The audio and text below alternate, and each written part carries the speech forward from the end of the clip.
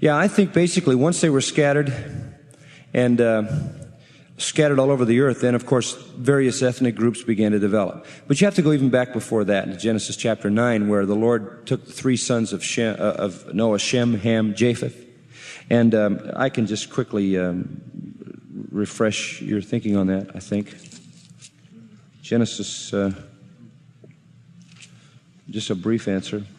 9:25. And he said, "Cursed be Canaan, a servant of servants shall he be to his brethren. Blessed be the Lord God of Shem. Canaan shall be his servant. God will enlarge Japheth. He will dwell in the tents of Shem."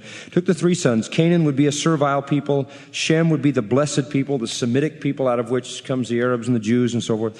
And Japheth would be the colonizing people who would enlarge, mostly going into Europe. And so here, even from the sons of Noah, God begins to separate out the races. Now, as to how it is that they took on physically distinct characteristics, that was because that's the way the Lord began to create them.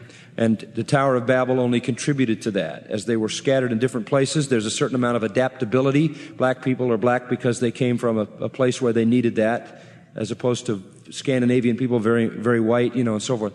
So the Lord, in the process of the development of the races, allowed them to adjust and adapt to that particular thing.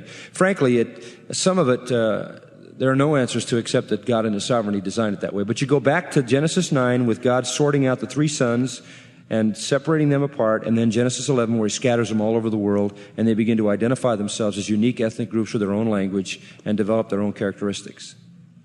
Okay? Thank you. One of the things we have passed down to us was what was known as Ussher's dates. There's a man named Ussher, U-S-S-H-E-R, and he did some calculations based upon the genealogies of Genesis.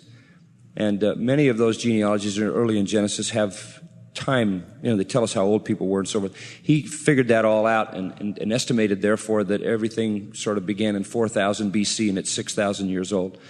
The problem with that is the genealogies are not necessarily comprehensive genealogies. In other words, it may say so-and-so was a son of so-and-so and skip 3 generations. In other words, he is a son, he's really a great-grandson.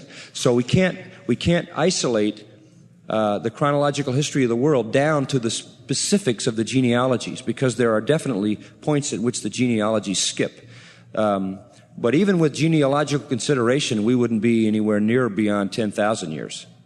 Because as I say, Ussher's date came down to 4,000 just using the genealogies. And if you expand them a little bit, it isn't going to be much beyond that.